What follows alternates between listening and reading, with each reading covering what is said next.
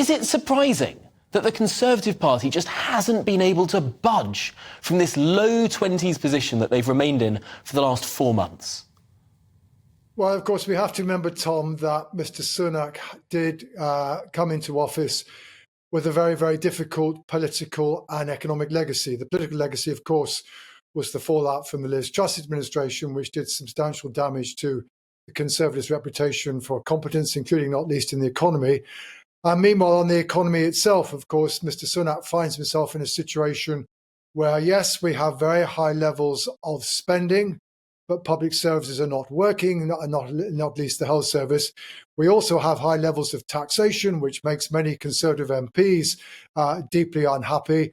And meanwhile, although perhaps the recession is not now going to be quite as bad as we anticipated, we are struggling to find the economic growth, which at the end of the day is the only way in which you can both deliver public services and achieve tax cuts. And meanwhile, of course, he's having to deal with a whole range of public sector strikes where the message from the government, although it's not explicit about this, is basically saying, yes, look, we believe that actually you are going to have to take a cut in your living standards. That is the only way that we can make the economy work effectively. But that's a very, very tough message to get across to voters. And therefore, it's not surprising, at least for some groups, including teachers, as in today's poll, the public are relatively sympathetic to the position of those who are striking.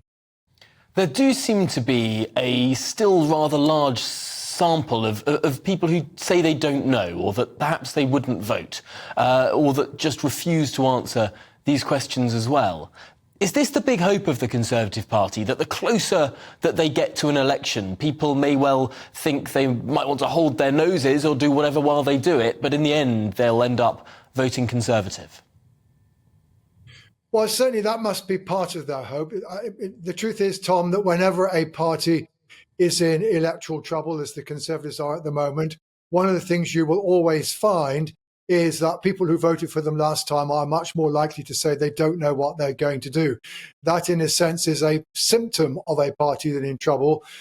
Whether or not it's the remedy depends, in truth, frankly, on whether the party can improve its reputation in the minds of voters. Sometimes those voters do go back. Sometimes they don't. But certainly the first step towards recovery for the Conservative Party will be to get some of those voters on side.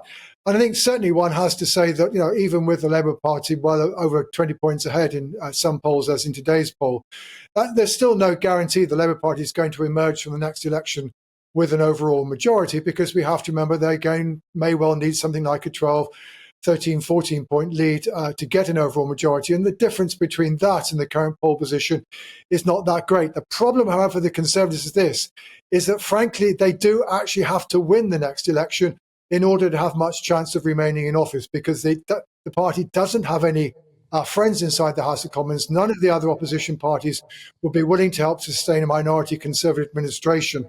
And to that extent, at least, the dice are loaded against Rishi Sunak being able to remain Prime Minister after the next general election.